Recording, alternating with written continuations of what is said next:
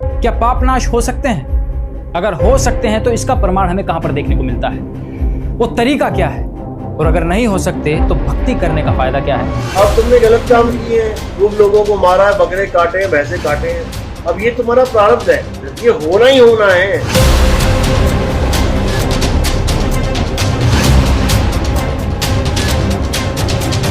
जो नाम हम देंगे उसकी साधना से प्रारब्ध के क्रम ऐसे जल जाएंगे जैसे पुराने घास में एक माचिस की सीख डाल दी जाती है।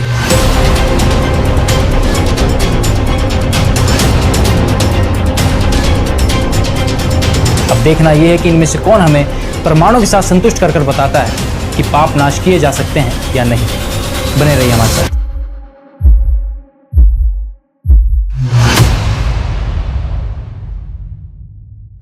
इस विषय पर आज हम दो संतों के विचार रखेंगे। एक और है नितिन दास जी और दूसरी ओर है संत रामपाल जी महाराज। नितिन दास जी का कहना है कि कोई भी तरीके से आप पाप नाश नहीं करवा सकते, वहीं दूसरी ओर संत रामपाल जी महाराज जी का कहना है कि पाप नाश किए जा सकते हैं। अब देखना यह है कि इनमें से कौन हमें प्रमाणों के साथ संतुष्ट कर बताता है कि पाप नाश किए जा सकते हैं या नहीं। बने रहिए हमारे साथ। तो आइए शुरुआत करते हैं इस खास आध्यात्मिक ज्ञान चर्चा की, और सबसे पहले जान लेते हैं नितिन दास जी के विचार।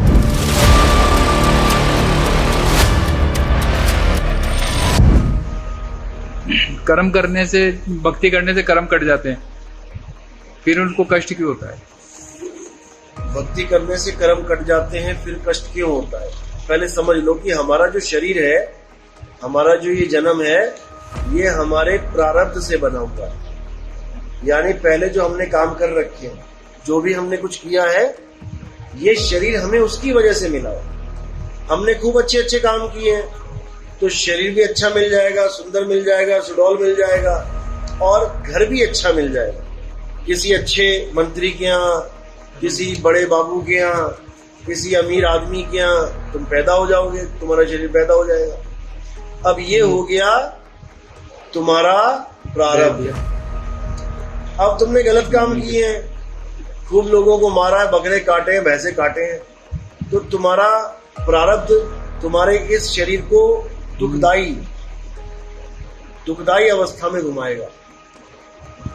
यानी उसमें लिख दिया कि तेरा पैर कटेगा, तेरा हाथ कटेगा, अंधा हो जाएगा, बीमारियां लग जाएंगी।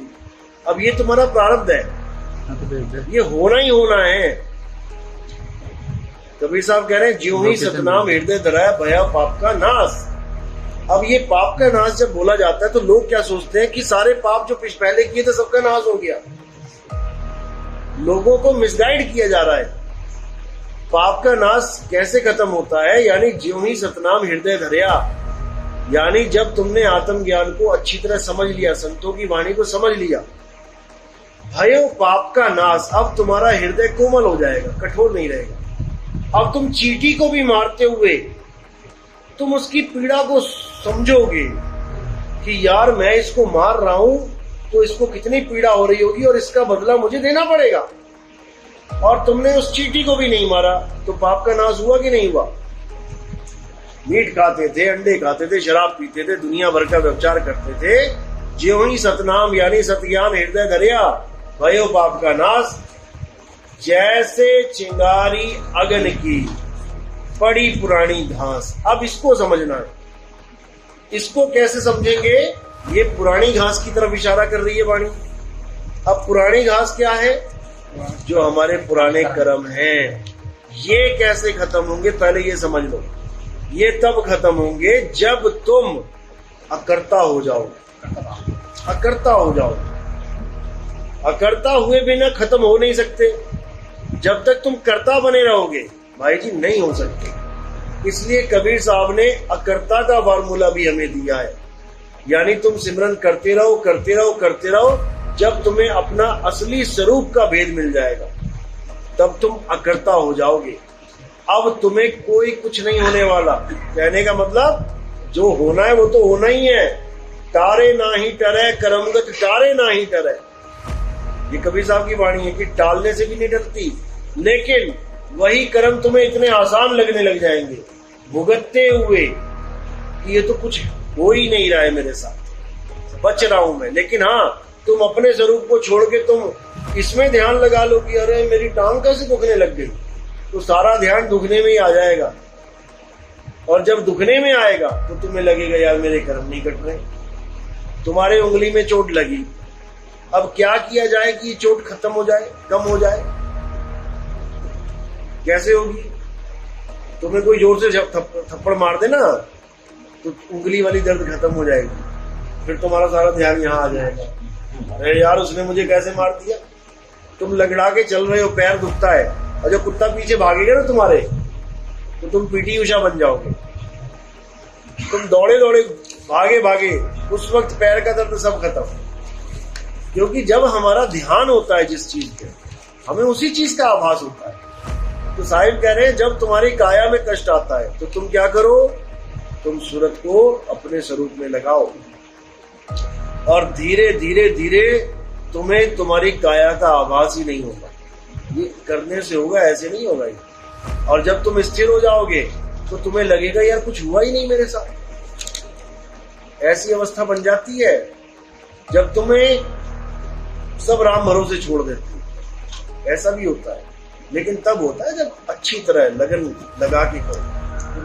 तो ये जो कर्म वाली बात है, कर्म तो भुगतान होते हैं। जैसे मैंने बताया कि एक बच्चे के इतनी तेज मारा और एक आदमी के इतनी तेज मारा, तो आदमी नहीं रोएगा, सह लेगा, लेकिन बच्चा रोएगा। जबकि दोनों को एक ही तेजी से झापड़ पड़ रहा है। क्यों रोएगा और क्यों नहीं रोएगा? बच्चा क्यों रोएगा? क्योंकि उसकी अवस्था अभी छोटी है, लेवल डाउन है। और आदमी क्यों सह लेगा? क्योंकि उसकी अवस्था उच्च अवस्था है। इसी प्रकार जब ऊपर के लेवल में आ जाओगे तो तुम्हें कर्म भोगते हुए पता नहीं लगेगा कितने भोग लिए। नितिन दास जी ने बताया कि पाप कर्म तो आपको भोगने ही पड़ेंगे, बस जिन पाप कर्मों की वजह से आपके शरीर को पीड़ा हो रही है उससे ध्यान हटा लो। उनके कहने का मतलब है कि पाप कर्म की वजह से आपको जो रोग या पीड़ा होती है, उस पीड़ा रोग से ध्यान हटाकर उससे अधिक पीड़ा रोग पर ध्यान लगा लो तो मनुष्य को पीड़ा का आभास नहीं होगा। नितिन जी कहते हैं कि दर्द तो शरीर को होता है, आत्मा को नहीं। जब भी किसी को दर्द हो तो वो ये सोच ले कि पीड़ा तो शरीर को हो रही है, मुझे नहीं। ऐसा सोचने से वो व्यक्ति दर्द से मुक्त हो जाएगा। नितिन जी ने दर्द से निजात पाने का जो समाधान बताया है, उसे और अच्छे से समझने के लिए आपको कुछ दिखाते हैं।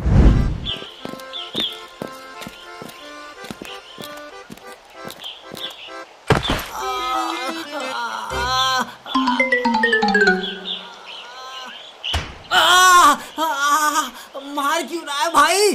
पारस भाई, क्या अब तेरे हाथ का दर्द ठीक हो गया? अबे क्या बक रहा है भाई? भाई कल तूने ही तो मुझे नितिन दास जी का सत्संग सुनाया था ना। उन्होंने कहा था कि हम शरीर नहीं आत्मा है, दर्द शरीर को होता है, तुझे नहीं। ऐसे ही भाई लाठी तो शरीर को लगी है, आत्मा को नहीं। उन्होंने तो उदाहरण भी दिया था कि अगर किसी की उंगली में दर्द हो तो उसे कहीं और मार दो, वो उंगली का दर्द भूल जाएगा।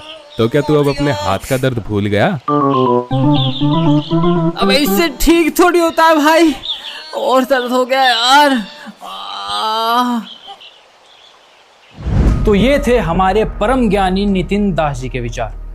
उन्होंने हमें बताया कि पाप नाश तो नहीं हो सकते, हाँ, लेकिन उनको भूलने का एक तरीका बताता हूँ। तरीका ये है, यदि एक लंगड़ा आदमी हो, उसके पैर में चोट लगी हो, उसके पीछे अगर कुत्ता दौड़ा दिया जाए तो दुगनी तेजी से भागने लगेगा, वो पीटी उषा बन जाएगा। अगर किसी आदमी के हाथ में चोट लगी हो, उसके मुंह पर जोर से थप्पड़ मारो, वो उंगली का दर्द भूलकर उस थप्पड़ को याद करने लगेगा। इन दोनों उदाहरण में क्या किसी व्यक्ति का दर्द ठीक हो सकता है? मेरे हिसाब से तो उसका दर्द बढ़ेगा। खैर, इस ज्ञान चर्चा को आगे बढ़ाते हैं और देखते हैं कि क्या संत रामपाल जी महाराज भी ऐसी बेतुकी बातें करते हैं या वो हमें प्रमाणों से संतुष्ट कर दिखाते हैं। बने रहिए हमारे साथ।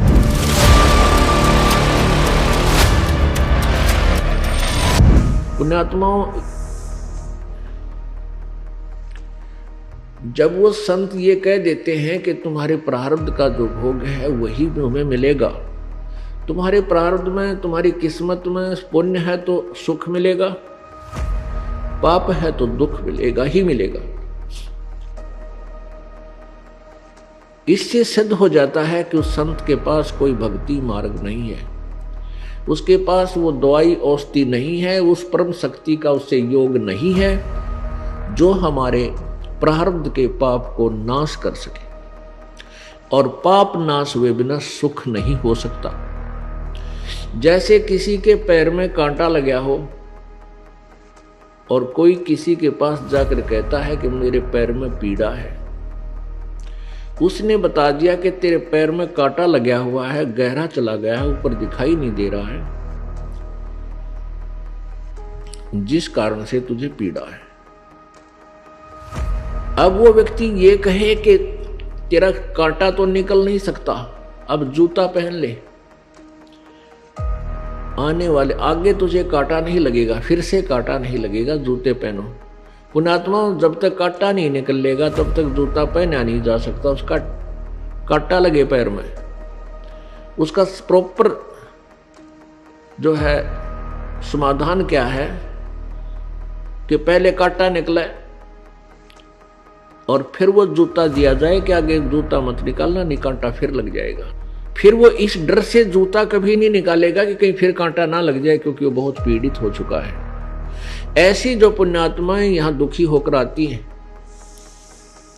इस सच्चे दरबार में, कबीर परमात्मा के दरबार में, ये परमेश्वर कबीर जी का हॉस्पिटल है। दास यहां उन्होंने एक वैद्य डॉक्टर बना रखे हैं, आत्मा का उपचार करने वाला।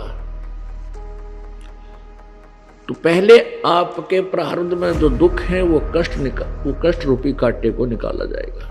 उस कष्ट रूपी कांटे को निकाल दिया जाएगा, फिर आपकी रुचि बनेगी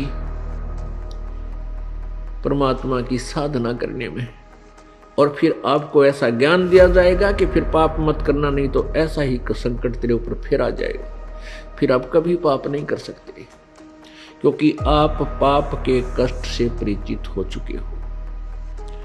फिर ये राम नाम का जूता आप कभी नहीं निकालोगे, यानी भक्ति का, परमात्मा के नाम को खंडित नहीं करोगे। यदि साधक को अपने पापों का कर्म ही भोगना पड़ गया तो भक्ति की क्या आवश्यकता रही? कि भाई दुख में भी सुख का अनुभव करना चाहिए, बस प्रॉब्लम सोल्व होगी। कोई बात है यार? एक बड़ा विद्वान पाक रहा था और पिंडारा, जींद के पास एक पिंडारा गांव है, वहां पर आदरणीय गीसा दास साहिब जी के अनुयायी संत रहते हैं। 2 आश्रम बना रखे उन्होंने, उनमें से एक ने सत्संग करवा रखा था, वहां पर काफी वक्ता बुला रखे थे, और ये दास भी वहां एक श्रोता रूप में विद्वान था। क्योंकि वो संत किसने मानना है, लाल कपड़े हो, दाढ़ी बढ़ा रखी हो, माला गाल रखी हो, या वैसे मूंड मुंडा रखा हो। तो उनका एक स्टेज सी ला रखी थी, तख्त डाल के 5-4 तख्त लगा कर उनके ऊपर बैठे थे वह 10-12। तो उनमें से एक उनसे हटकर कुछ ज्ञान दे रहा था। वो क्या कह रहा था कि आत्मा परमात्मा का स्वरूप है, और जो भी कष्ट शरीर को होता है ये प्रारब्ध का होता है। तो वो आत्मा को कष्ट नहीं होता, वो तो शरीर को होता है। और हम अज्ञानता के कारण हम अपने को कष्ट मान लेते, इसलिए दुखी होते। जिस दिन आप ये मान लोगे कि जो दुख तुम्हें है ये शरीर का किया हुआ दंड है, ये शरीर को कष्ट, आत्मा को थोड़ा ही है, उसी दिन आप सुखी हो जाओगे। अब उसने 2-3 पहले दिन ये वचन करे तो सारे भगत जो श्रोता थे उसके प्रभावित हुए, वाह वाह बड़ी अच्छी बात बताई। तो अन्य श्रोता डिमोरलाइज हो गए, अन्य वक्ता जो उसके साथ बैठे थे वो काफी डिप्रेस हो गए। भाई ये बोले ये तो सारे इसके पीछे लग लिया। ज्ञान तो उनने भी शायद था, दूसरा ने भी, वो थोड़े से हटकर कुछ अटपट कर रहा था, और कुछ उसकी महिमा बताई जा रही थी कि बड़ा विद्वान है, 4 विषय का आचार्य है। तो आम व्यक्ति और प्रभावित होता था। इन संस्कृत के बोलनिया दिन में फंस रहे थे हम अभी तक। तो अगले दिन भी उसने ऐसे ही प्रवचन किए, और क्या बोला कि एक दिन में चला जा रहा था, एक व्यक्ति रोग से चिल्ला रहा था। मैंने उसको बैठा, उसके पास खड़ा हुआ, उसको समझा कि भाई ये जो कष्ट है तेरे शरीर में ये शरीर को है, आत्मा को कष्ट थोड़ा ही है, तू आत्मा है, शरीर नहीं है। कहते इतना कहते ही वो चिल्लाना बंद कर दिया। उसने अपने आप को समझा और उसका शरीर को कष्ट है, रहा रहेगा आत्मा। उसने अपने आप को जान लिया कि मैं आत्मा हूं, उसको कोई कष्ट रहा नहीं। तो अब देखो भोली आत्मा जो श्रोता है वो तो बेचारे संतों की बात ने सारियां सच्ची मानते हैं, सभी को सत्य मानते, तो बड़े प्रभावित हुए। भाई ठीक है, तो बात भी सही है, बिना ज्ञान के तो सारी सही लगे हमने। अगले दिन तीसरे दिन श्याम ने सत्संग किया। उसने 12-1 बजे तक सत्संग करके वो अपने कमरे में चला गया। कमरे दे रखे थे उनको अलग उस आश्रम में। उसके 1 बजे से 1:30 बजे से पेट में दर्द हो गया। वो आत्मा के पेट में दर्द हो गया, चिल्लावा डांगर की डाल, हाय मर गया, हाय मर गया। अब दूसरे आश्रम में गाड़ी थी, उड़द कार ले मांग के वो उस आश्रम वाला महंत संत उसको लेकर जींद ले गए प्राइवेट हॉस्पिटल में, वहां दाखिल कराया, 5-4 इंजेक्शन लाए। तो सुबह आया वो 4 बजे से, वह पीड़ा खत्म हो गई। जब पेट की वापस आया तो गाड़ी आई तो सब उत्सुक थे भी क्या रहा, संत ठीक हो गया कि नहीं। तो वो संत दूसरे दो नकली तो वह भी थे, लाल कपड़े वाले, वह वीर श्रोता भी गाड़ी के चारों तरफ आकर खड़े हो गए। तो वो संत जो उसके साथी वक्ता थे, उनका तो दर्द वहां रह रहा था। वो कहने लगे, बाबा जी, ए महापुरुष, तू तो आत्मा है, तेरे को कष्ट तो था ही नहीं, तू क्यों डिड्डा रहा था रात को? तूने मान क्यों ना लिया मैं आत्मा हूं? वह कहता चल चल अपना काम कर, जो कह अंदर पड़ गया। तो पुण्यात्मा ये है बीजक की बात, आके बीजक ना ही हाथ, ये पृथ्वी डोबन उतर रे कह मीठी बात है। अब कहाँ गया उसका ब्रह्मपणा, आत्मापणा कि मैं आत्मा हूं, अपने आप को मान ले मैं आत्मा हूं। फिर दर्द कहाँ है, जब क्यों चिल्ला हुआ था?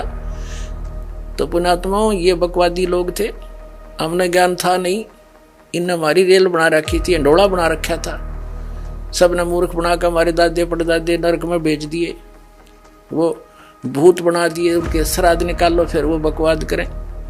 और पुराण के अंदर ये भी लिखा है विष्णु पुराण में कि श्राद्ध में एक योगी हो, यानी सत साधक जो आप हो, सारे योगी हो तुम। गीता जी अध्याय नंबर 2 के श्लोक 53 में गीता ज्ञानदाता कहता है कि अर्जुन, जब तेरी बुद्धि भिन्न भिन्न प्रकार के भ्रमित करने वाले ज्ञान वचनों से हटकर एक तत्व ज्ञान पर स्थिर हो जाएगी, तब तक तू योग को प्राप्त होगा, तब तक तू योगी बनेगा, भगत बनेगा। सही तो आपको पहले दास योगी बनाता है, और यहाँ जो दान पुण्य किया जाता है, तो आप तो यहाँ हजारों की संख्या में, एक महीने में तो लाखों की संख्या में योगी भोजन करते हैं, तो आपके पितरों का तो उद्धार हो जाएगा। विष्णु पुराण में लिखा है कि 1000 ब्राह्मण बैठे हो श्राद्ध जी मणिए, और उनके सामने एक योगी बैठा दिया जाना, आप ये सत भक्ति युक्त तत्व ज्ञान से परिचित, कहते और ब्राह्मणों का भी उद्धार कर यजमान, और उसके पितरों का भी उद्धार हो। तो दास के पास है वो जड़ी, जो आपके पितरों का भी उद्धार होगा और आपका भी उद्धार होगा, ये नकली गुरु ब्राह्मणों का भी उद्धार होगा जो नाम ले लेंगे। तो पुण्यात्माओं, इन्होंने आज तक हमें सच्चाई से परिचित नहीं होने दिया, क्योंकि ये स्वयं भी परिचित नहीं थे। तो ये थी संत रामपाल जी महाराज जी के जीवन में घटी एक सत्य घटना। उन्होंने हमें बताया कि कोई भी भ्रम पाल लेने से कि आपका दर्द ठीक हो गया, आपका दुख समाप्त हो गया, उससे वो दुख व दर्द समाप्त नहीं होता।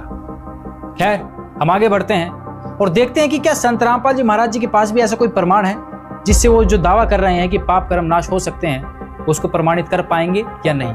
बने रहिए हमारे साथ।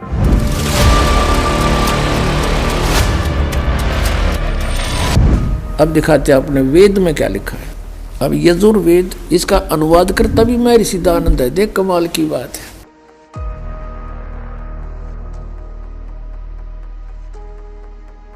अब ये कहाँ से प्रकाशित है?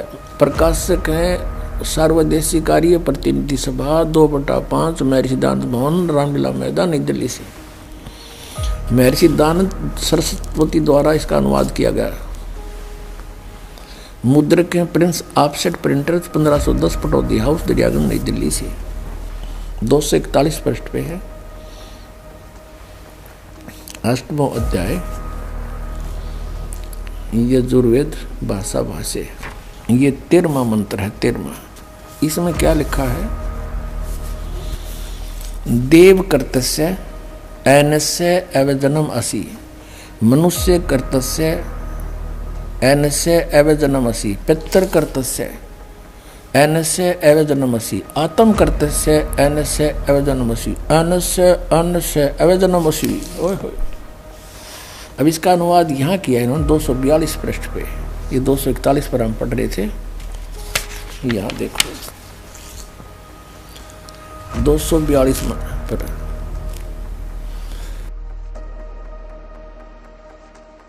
हे सबके उपकार करने वाले मित्र आप, दान देने वाले के ऐनस्य माने अपराध के, ऐनस्य एवजनम माने विनाश करने वाले हो, क्षमा करने वाले हो। अब यह मित्र लिख दिया। अब पढ़ने वाला ने सोचा चलो ये तो मित्र मित्र के बारे में कि तो भगवान का जिक्र है, नहीं छोड़ दिया इसने। अब इसी के कर कमलों से लिखा हुआ और दिखाते हैं सत्यार प्रकाश में। ये देखिएगा, ये सत्यार प्रकाश वही वेद अब बाद में दिखाएंगे थोड़ा आपको पुनः। और ये कहाँ से प्रकाशित है? वैदिक यति मंडल वही है। और ये दान मठ गोहाना मार्ग से प्रिंटेड है। आचार्य प्रिंटिंग प्रेस रोहतक से। दान मठ गोहाना मार्ग रोहतक से। इसके प्रथम समोल्लास में और पृष्ठ नंबर 18 पे ये नीचे क्या कहता है कि जो सबसे स्नेह करे, सबको प्रीति करने योग्य है, वह परमेश्वर सबका सच्चा मित्र है। इससे परमेश्वर का नाम मित्र है। तो वहाँ मित्र की जगह हम परमेश्वर कहेंगे। बिल्कुल यहाँ है ही परमेश्वर की महिमा। वेद कोई मित्रां की थोड़ी है। अब पढ़ेंगे। देखो अब हम यजुर्वेद पर आ गए हैं। सत्यार प्रकाश रख दिया है। अब इसके हम 8वें अध्याय के वही 13वां मंत्र पढ़ रहे हैं। हे सबके उपकार करने वाले मित्र यानी परमेश्वर आप, देव कर्तस्य दान देने वाले के, ऐनस्य माने अपराध के, पाप के। ऐनस्य माने अपराध को हो चाहे पाप को, इसी के शब्दों में। ऐनस्य माने पाप के, दूर करने वाले हो, नाश करने वाले हो, छुड़वाने वाले हो, क्षमा करने वाले हो, कुछ भी बोलो इन शब्दों को। ऐनस्य माने पाप के, ऐनस्य माने अपराध को चाहे पाप को, नाश करने वाले हो, दान देने वाले के। और मनुष्य कर्तस्य साधारण मनुष्य के किए हुए, ऐनस्य माने अपराध यानी पाप के विनाश करने वाले हो।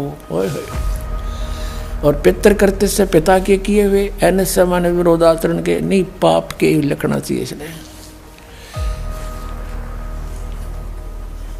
अच्छी तरह हरने वाले हो यानी दूर करने वाले हो। अपने किए हुए पाप के दूर करने वाले हो।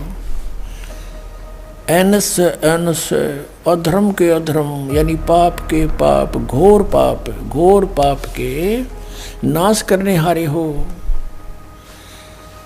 विद्वान यानी जानता हुआ मैं जो कुछ भी अधर्म आचरण किया करता हूँ वह करूँ। अनजान में जो कुछ भी किया करता हूँ वह करूँ। उस सब ऐनस्य माने पाप के दूर करने वाले हो। युद्ध परमात्मा के तनु का है वेद ज्ञानता था कि वो परम अक्षर ब्रह्म है। वो घोर पाप का भी नाश कर देता है। घोर पाप के और जो कुछ भी करता हूँ या करूँ उसको भी पाप नाश कर देता है। और ये कहते हैं पाप नाश भगवान नहीं कर सकता। तो अब क्या सिद्ध हुआ कि वेद ज्ञान सच्चा है, इसको सभी मानते हैं। और वेदों में परमात्मा की महिमा है, परमात्मा की जो गुण लिखे हैं वेदों में। और इसके विपरीत जिसका अपना अनुभव कुछ भी है वह वेद विरुद्ध है, वो झूठा है। सतनाम के जाप से आपके पाप कटेंगे। आपके श्राप कटेंगे, आपके ऊपर 3 ताप का जो दुख, भूत प्रेत पितर जो भी आपके ऊपर आपदाएं आई हैं, ये सब नष्ट हो जाएंगे। क्या बताते हैं? जब ही सतनाम हृदय धरो, भयो पाप को नाशे, जैसे चिंगारी अग्नि की भाई पड़े पुराने गाशे। कबीर परमात्मा कहते हैं अपने उस सच्चिदानंद घन ब्रह्म की वाणी में, कबीर वाणी में, उस तत्व ज्ञान में कहते हैं, जब ही सतनाम हृदय धरो। हृदय धरण का अर्थ यहाँ पर है कि जब आपको ये नाम मिल गया और आपने सच्चे दिल से इसका जाप शुरू किया, नियमित रहे और मन में किसी प्रकार की कोई विक्षेप आपका उत्पन्न ना हो गुरु, परमात्मा और मंत्र के प्रति, फिर ये आपके हृदय धरा गया। उसके बाद जब तुम सुमन करोगे सच्चे दिल से और बिल्कुल निशंका हो करके, निसंसित हो करके, फिर देखना इसका कितना कमाल होता है। तो जब ही सतनाम हृदय धरो, भयो पाप को नाश, और मानो चिंगारी अग्नि की पड़े पुराने घास। 1000 क्विंटल और चाहे 1000 टन सूखा घास अडंगा पड़ा हो कहीं पर, और उसको ढोण लग गया आदमी, कद्दे भी ना उठा ना कितना दरिया जा, एक माचिस की सीख जलाकर चिंगारी ला दे, उसमें सारे नक्सवा करके राख बना देगी और चलेगी तेज हवा, इधर उधर बखेर कर उसको कति क्लियर कर देंगे। तो यहाँ परमात्मा कहते हैं, जब ही सतनाम हृदय धरो, भयो पाप को नाशे, जैसे चिंगारी अग्नि की भाई पड़े पुराने घासे। जैसे सूरज के आगे बदरा, ऐसे कर्म छयारे, प्रेम की पवन करे चत मंजन, फिर झलके तेज नयारे। जैसे सूरज के आगे बादल, ऐसे कर्म छयारे। जैसे सूर्य के सामने काले काले घोर बादल छा जाते हैं, उसका प्रकाश धीमा पड़ जाता है, ऐसे आप आत्मा और परमात्मा के बीच में हमारे पाप कर्मों के बादल छाए हैं। क्या बताया है कि जैसे सूरज के आगे बदरा, ऐसे कर्म छयारे, प्रेम की पवन कर चत मंजन, फिर झलक तेज नयारे। अपने आत्माओं, आपने उपदेश भी ले लिया, आप जाप शुरू करो सच्चे दिल से मर्यादा में रहकर। कुछ दिनों के बाद क्या होगा कि इस मंत्र से आपके असंख्य जन्मों के पाप जो संचित भी हैं, संचित भी वर्तमान में जो कर रहे हैं, ये भी समाप्त हो जाएंगे। क्योंकि प्रतिदिन हम जाप करते हैं, जैसे साबुन लगाते हैं कपड़ा साफ हो जाता है, डेली मैला भी होता है, साफ हो जाता है। और पहले के कपड़े मैले रखे हुए भी साफ कर लेंगे, साबुन मिल गया, सारी व्यवस्था मिल गई हमारी। तो पहले के संचित और प्रारब्ध और क्रियमान, इन तीनों कर्मों का इस सतनाम के जाप से नाश होगा। कैसे होगा? कि जब आपके पाप कुछ कम हो जाएंगे, इस लगे रहोगे। जैसे कि आपने देखा हो, ये मोटर मैकेनिक होया करें, उनके कपड़े इतने मैले हो जाते हैं, उनके कलर का नहीं पता ये कौन से कलर का है, और फिर उसको कोई साफ करने लगे तो 2, 4, 10 बार साबुन लाने से तो उसका थोड़ा सा मैल और वो कपड़ा दिखने लगेगा, ये कपड़ा भी है कि मैं औरत अड़ंगा है। और फिर उसको बार बार फिर धोएंगे, साफ करेंगे, तो धीरे धीरे वो कपड़ा साफ होगा। तो ऐसे ही पुण्यात्माओं, हमने कहते हैं युगन युगन की वासना हुई इकट्ठी आने, निर्मल कैसे होवेगा तेरे सतगुरु लगे ना काने। युगन युगन की वासना, युगों युगों के इतने पाप कर्म हो गए इकट्ठे आण, और निर्मल कैसे होगा कोई सतगुरु तत्वदर्शी संत परम संत तुझे मिला नहीं, वो सतगुरु लगे नहीं कान। आपने मूर्ख बना रहे हैं ये संत, नकली लोग जो संत है, इनके पास वो जड़ी नहीं है जिससे तुम्हारा पाप कट जाए। अब इन सभी का एक ही विधान था। एक तरफ का डंडोरा पीटा करते हम वेदों अनुसार बता रहे हैं, वेद यजुर्वेद में ऐसा लिखा है, अथर्ववेद में ऐसा लिखा है, संस्कृत बोल देते। हमारे पास संस्कृत पल्ला पड़ा नहीं थी, तो हमने सोचते इसका अनुवाद इसने ठीक कराया होगा, ये ठीक बता रहा होगा, क्योंकि संस्कृत का विद्वान है, सब शास्त्र संस्कृत में भी लिपिबद्ध है। तो हमने ऑब्जेक्शन की कोई गुंजाइश नहीं थी कि ये बोलने वाला कोई गलत बता रहा है। तो ये क्या बताया करते कि पाप नहीं कट सकते, परमात्मा की साधना से पाप नाश नहीं होते। अरे जो भगवान की साधना से पाप नाश नहीं हुए, पाप नाश नहीं होता, जीवन सुख नहीं हुआ, क्योंकि पाप से दुख है। पाप कटे काटा निकले तो पैर में शांति हो। तो फिर परमात्मा की साधना की आवश्यकता ही समाप्त हो जाती है। परमात्मा नाम की कोई चीज नहीं रहे विश्व में, इसका नाम और निशान मिट जावे जाए, ऐसी परमात्मा के पास पावर ना हो। और आज भी भगवान की स्थिति विद्यमान है, तो वो शक्ति है मालिक में। प्रत्येक प्राणी उन अज्ञानी अनाड़ी संतों ऋषियों से ये सुनकर के पाप तो भोगना ही पड़ेगा, प्रारब्ध में ये तो दुख तुझे भोगना ही पड़ेगा, फिर भी उनकी चाह मिटी नहीं। वो हारे नहीं, दूसरे संत के पास जाते हैं, तीसरे पर जाते हैं, क्योंकि उनको पता है कि परमात्मा में ये पावर है कि वो अंधे न आंख दे, रोगी न स्वस्थ कर दे, निर्धन न धनवान बना दे, और रंग को राजा बना दे, और राजा को उल्टा पटक दे।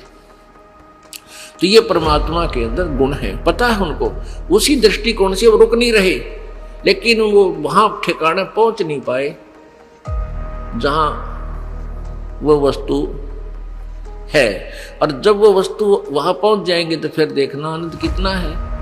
पर्वत पर्वत में फिरा कारण अपने राम, राम जैसे संत मिले भाई जिन सारे सब काम। पर्वत परमात्मा की तलाश में जहां भी जिसने बताया वहीं पहुंच गए। कोई की तो गुफा में महात्मा बैठा है, कि तो फुलौनी जगह बैठा है, पर्वत पर बैठा है, जंगल में बैठा है, या किसी नगर गांव में, हम वहीं पहुंचे। जब तक हमें वो परम संत नहीं मिले जो परमात्मा जैसे गुणों, परमात्मा से जो गुण हमें चाहिए थे उस संत के पास मिले, तो कहते राम जैसे संत मिले जिन सारे सब काम। पुण्यात्माओं, जब वो संत ये कह देते हैं कि तुम्हारे प्रारब्ध का जो भोग है वही तुम्हें मिलेगा, तुम्हारे प्रारब्ध में, तुम्हारी किस्मत में पुण्य है तो सुख मिलेगा, पाप है तो दुख मिलेगा ही मिलेगा। इससे सिद्ध हो जाता है कि उस संत के पास कोई भक्ति मार्ग नहीं है, उसके पास वो दवाई औषधि नहीं है, उस परम शक्ति का उससे योग नहीं है जो हमारे प्रारब्ध के पाप को नाश कर सके। और पाप नाश हुए बिना सुख नहीं हो सकता। ऐसी जो पुण्यात्माएं यहां दुखी होकर आती हैं इस सच्चे दरबार में, कबीर परमात्मा के दरबार में, ये तो पहले आपके प्रारब्ध में जो दुख है वो कष्ट रूपी कांटे को निकाला जाएगा। उस कष्ट रूपी कांटे को निकाल दिया जाएगा, फिर आपकी रुचि बनेगी परमात्मा की साधना करने में। संत रामपाल जी महाराज जी ने बड़े ही सटीक प्रमाणों से हमें दिखाया कि पाप नाश हो सकते हैं यदि आप पूर्ण गुरु की शरण में हैं और उनकी द्वारा बताए गए भक्ति मर्यादा पर चल रहे हैं, तो आपके भयंकर से भयंकर पाप भी नाश हो सकते हैं, जो कि ठीक भी है। यदि भक्ति करने से पाप नाश ना हो तो भक्ति करने का फायदा क्या है? ये जो नकली गुरु होते हैं ना, ये लोगों के अंदर ये भ्रांतियां फैलाते हैं कि पाप कर्म नाश नहीं हो सकते, ताकि उनकी ये दुकान सदा सदा के लिए चलती रहे। खैर, हमारी रिसर्च में सामने आया है कि सिर्फ संत रामपाल जी महाराज जी एक ऐसे संत हैं जो ये दावा करते हैं कि उनकी शरण में आने से भयंकर से भयंकर रोग भी नाश हो सकता है, मतलब उनके सभी पाप कर्म नष्ट हो सकते हैं। अब देखते हैं कि इस दावे में कितनी सच्चाई है। उनके भक्तों के कुछ इंटरव्यू लेते हैं और जानने की कोशिश करते हैं कि उनके पाप खत्म हुए, उनके रोग नाश हुए या नहीं। बने रहिए हमारे साथ। जब संत रामपाल जी महाराज जी से दीक्षा ले ली थी, उसके बाद जब उनका कुछ विद इन मंथ कैंसर में राहत मिली और शरीर में गांठें भी थी उनकी, वो कैंसर की, वो अब खत्म हो गई है। कैंसर घोषित कर दिया डॉक्टर ने। यहाँ संत रामपाल जी महाराज जी ने चरणामृत प्रसाद दिया और आशीर्वाद दिया और भक्ति ज्ञान दिया, मुझे कोई समस्या नहीं है किसी प्रकार। और जो डॉक्टर कैंसर है बताते थे, वही डॉक्टर के मुख से हमने ये सुना भगत जी कि ये चमत्कार कैसे हो गया, ये तो कैंसर था, वो भी 3रा स्टेज का। तो आप लोग हैरान हो जाओगे, मुझे कैंसर था। जब मुझे लगा कि अभी मेरी लाइफ थोड़ी है, ज़्यादा लाइफ नहीं है, मेरी पैरों के नीचे की ज़मीन खिसक गई कि, और मेरे परमात्मा ने, गुरुजी ने, संत रामपाल जी महाराज ने इतना प्रार्थना हमने लगाने के बाद उनका मैसेज आया कि बेटा परमात्मा आपको दया करेंगे, आपके संत रामपाल जी महाराज आपके ऊपर दया करेंगे। और फिर हमने मेडिकल रिपोर्ट पाया शाम को, तो उसमें लिखा था कि मुझे सिर्फ ओनली वायरल इन्फेक्शन है। आशीर्वाद लिया संत रामपाल जी महाराज जी से, तो उनका कैंसर बिल्कुल ठीक हो गया। सिर्फ संत रामपाल जी महाराज से नाम दीक्षा ली और आशीर्वाद लिया, उनका पैर बिल्कुल ठीक हो गया। संत रामपाल जी महाराज की भक्ति करने से ये बगैर ऑपरेशन का ठीक हो गया। ये कान दर्द और कैंसर का, ये सारे रोग ठीक हो गए। जितनी भी मेरी पीड़ा थी, सांस फूलती थी और कैंसर का रोग था, डॉक्टर ने मुझे यही बताया था, आप अगर ऑपरेशन नहीं कराओगे तो आपकी लास्ट स्टेज है, घर पर जाइए और बच्चों से बोलो आपकी सेवा करें। संत रामपाल जी की शरण में जब मैं पहुंचा और नाम दीक्षा लेने के बाद मेरे दर्द में राहत मिली, और दर्द में राहत मिलने का धीरे धीरे उस गांठ का पता ही नहीं कि वो गांठ कैसे घुलती चली गई, कैसे ठीक होती चली गई, परमात्मा ने किस प्रकार से उसका ऑपरेशन कर दिया।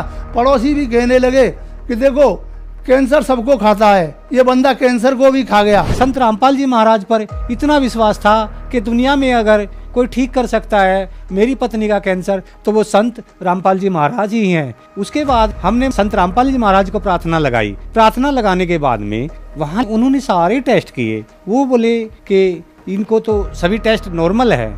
अगले ही रोज पूर्ण संत रामपाल जी महाराज की दया से ये हॉस्पिटल से ही रमैनी करते हुए आई। ये मेरा कैंसर है, जो कि संत रामपाल जी महाराज से नाम दीक्षा लेने के बाद धीरे धीरे करके पूरी तरह से साफ हो गए हैं। सदगुरु रामपाल जी महाराज ने ऐसा चमत्कार करा मेरे साथ कि 2-3 दिन बाद उनकी रिपोर्ट जो आई ब्लड कैंसर की, तो वो निगेटिव आई। तो मैं इस चीज को यही कहूंगी कि परमात्मा मुझे इतना लाभ दे दिया। ये आप देख सकते हैं, ये मेरे पापा जी के कैंसर था नाक पे, और अब बिल्कुल वो ठीक है। इन सभी लोगों के अनुभव ये प्रमाणित करते हैं कि इन्होंने संत रामपाल जी महाराज से नाम दीक्षा प्राप्त करके अद्वितीय लाभ प्राप्त किए हैं। संत रामपाल जी महाराज ने शास्त्रों से ही नहीं, वास्तविक जीवन में भी ये सिद्ध कर दिया कि सतभक्ति करने से पाप कर्म कट सकते हैं। अब आपके दिमाग में एक सवाल आ रहा होगा कि संत रामपाल जी महाराज तो जेल में हैं, तो वो ये सब कुछ कैसे कर सकते हैं? अगर वो इतने सक्षम हैं तो खुद जेल से बाहर क्यों नहीं आ जाते? अब इस बात पर आपको कुछ दिखाते हैं। कबीर परमेश्वर सारी सृष्टि के रचनहार होने के बाद भी जुलाहे की लीला कर रहे थे, झोपड़ी में रह रहे थे। कोई नहीं मान रहा था कि ये भगवान हो सकते हैं, लेकिन क्या हमारे मानने या न मानने से कबीर जी की महिमा में फर्क पड़ गया? हमारी बुद्धि कमजोर थी जो नहीं मान पाए। समर्थ कबीर ने दिखावा करने की कोई जरूरत नहीं समझी। 120 वर्ष तक झोपड़ी में रहे, जुलाहे का काम करते रहे, निर्धन होने की लीला करते रहे, शूद्र जाति में रहे, जबकि उस समय छुआछात बहुत थी। इस कारण लोगों की बुद्धि काम नहीं कर रही थी कि ये भगवान हो सकता है। ये जरूर मानते थे कि सिद्ध जरूर है, और लोगों को सुख भी बहुत हो रहे थे, इसलिए कबीर जी से जुड़े हुए थे। कबीर साहब जी ने एक छोटी सी परीक्षा ली और सब छोड़कर भाग गए। गुरु विमुख हो गए, गुरुद्रोही नहीं हुए थे। कबीर साहिब जी ने 120 वर्ष तक लीला की और अंत में मगहर से सह शरीर सतलोक चले थे, और ऊपर से आकाशवाणी कि देखो उठाकर चद्दर, क्या है इसके अंदर? शरीर की जगह सुगंधित फूल मिले, और ऊपर देखा तो परमात्मा सह शरीर ऊपर जा रहे थे। कबीर जी उस दिन भी भगवान थे, आज भी भगवान हैं, आगे भी भगवान रहेंगे। उस समय कबीर परमात्मा के बारे में लोग कहा करते थे कि कबीर साहब तो अनपढ़ थे, शूद्र थे, न वेद शास्त्रों का ज्ञान है और जुलाहा है, नीच जाति का है। अगर ये इतना ही भगवान है तो इतनी निर्धनता में क्यों समय व्यतीत कर रहा है? क्यों झोपड़ी में रहता है? अपना महल क्यों नहीं बनवा लेता? अब समाज को तो यही बोलना था, लेकिन कबीर परमात्मा ने समाज को नहीं देखा। कबीर साहिब जी के सहशरीर सतलोक जाने के बाद हिंदू मुसलमान आपस में फुट फुट कर गले लगकर रोए, लेकिन तब तक बहुत देर हो चुकी थी। ठीक इसी प्रकार आज संत रामपाल जी महाराज के शिष्यों को लोग कहते हैं कि तुम्हारे गुरुजी संत रामपाल अगर भगवान है तो जेल में क्यों पड़े हैं? जेल से बाहर क्यों नहीं आ जाते।